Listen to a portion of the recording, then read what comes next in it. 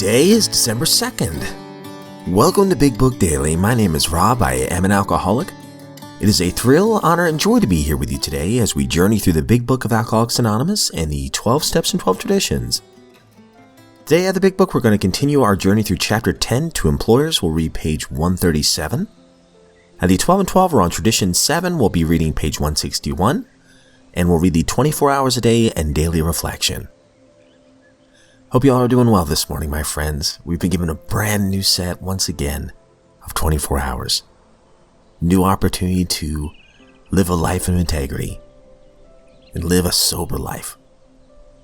That's always an exciting thing. So let's get to the good stuff.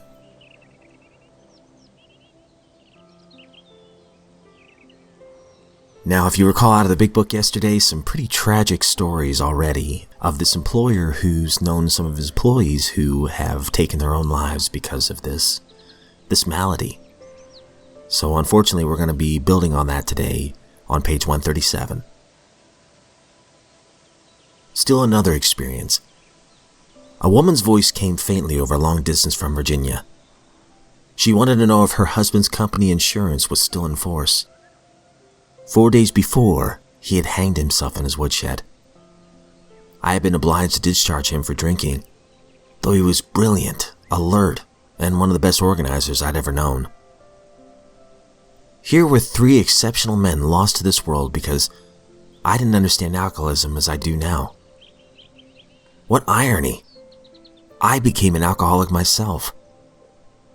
And but for the intervention of an understanding person, I might have followed in their footsteps. My downfall cost the business community unknown thousands of dollars, for it takes real money to train a man for an executive position. This kind of waste goes on unabated. We think the business fabric is shot through with a situation which might be helped by better understanding all around. Nearly every modern employer feels a moral responsibility for the well-being of his help, and he tries to meet those responsibilities. That he has not always done so for the alcoholic is easily understood. To him, the alcoholic has often seemed a fool of first magnitude. Because of the employee's special ability or of his own strong personal attachment to him, the employer has sometimes kept such a man at work long beyond a reasonable period. Some employers have tried every known remedy. In only a few instances has there been a lack of patience and tolerance. And we, who have imposed on the best of employers, can scarcely blame them if they have been short with us.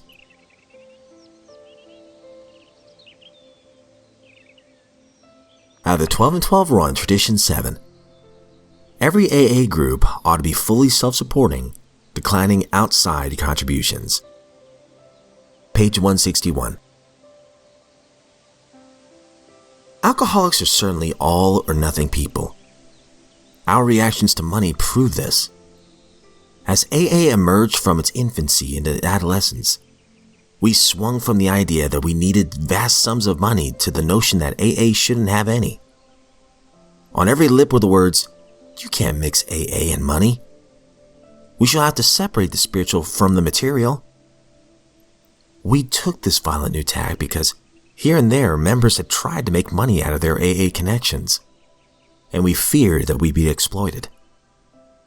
Now and then, grateful benefactors had endowed clubhouses, and as a result, there was sometimes outside interference in our affairs. We had been presented with a hospital, and almost immediately the donor's son became its principal patient and would-be manager. One AA group was given $5,000 to do with it what it would.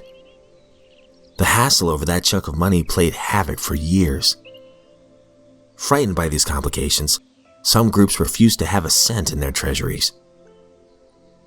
Despite these misgivings, we had to recognize the fact that AA had to function. Meeting places cost something.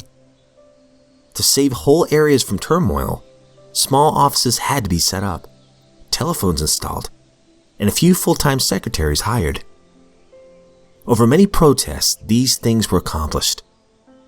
We saw that if they weren't, the man coming in the door couldn't get a break. These simple services would require some small sums of money, which we could and would pay ourselves. At last, the pendulum stopped swinging and pointed straight at Tradition 7 as it reads today.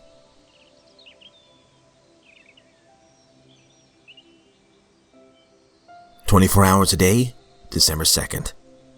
AA thought for the day. The thoughts that come before having a slip seem to be partly subconscious. And yet, it is likely that at least part of these thoughts get into our consciousness. An idle thought connected with drinking casually pops in our mind. That is the crucial moment. Will I harbor that thought even for 1 minute? Or will I banish it from my mind at once? If I let it stay, it may develop into a daydream. I may begin to see a cool glass of beer or a Manhattan cocktail in my mind's eye. If I allow the daydream to stay in my mind, it may lead to a decision, however unconscious, to take a drink. Then I'm headed for a slip. Do I let myself daydream? Meditation for the day. Many of us have a sort of vision of the kind of person God wants us to be. We must be true to that vision, whatever it is, and we must try to live up to it by living the way that we believe we should live. We can all believe that God has a vision of what He wants us to be like.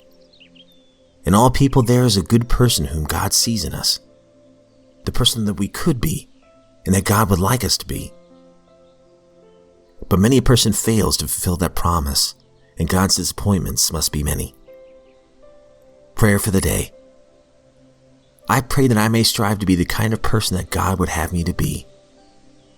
I pray that I may try to fulfill God's vision of what I could be.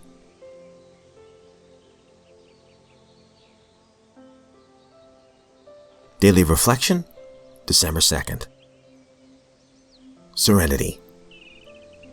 Having had a spiritual awakening as the result of these steps. 12 Steps and 12 Traditions, page 106. As I continued to go to meetings and work the steps, something began to happen to me. I felt confused because I wasn't sure what it was that I was actually feeling. And then I realized that I was experiencing serenity. It was a good feeling. But where had it come from? Then I realized that it had come as the result of these steps. The program may not always be easy to practice, but I had to acknowledge that my serenity had come to me after working the steps.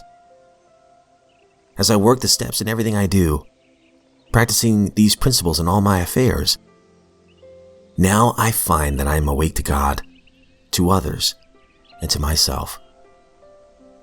The spiritual awakening I have enjoyed as a result of working the steps is the awareness that I am no longer alone.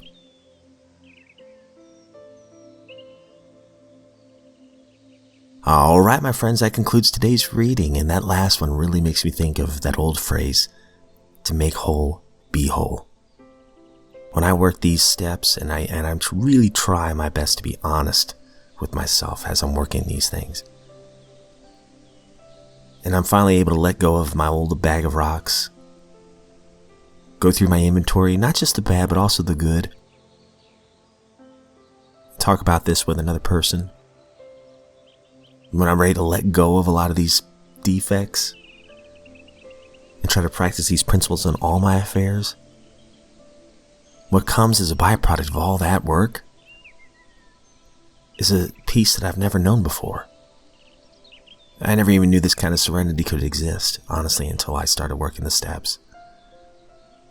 Now, don't get me wrong, it's been a work in progress. I still got a long way to go. I'll never graduate from this program, but the work is so worth it. When I can look my wife in the eye now and she trusts me. When I can look in the mirror and not hate the person I see staring back. I don't even know how to explain how good that feels. And my friends, if you are sober today, you need to know that you're a miracle. And if you're not sober, you need to know you're a miracle as well, because you're alive and you have the opportunity to change today. I pray that you'll make that first baby step towards change and hope. So my friends, if we're given another set of 24 hours, I sincerely look forward to seeing you right back here tomorrow.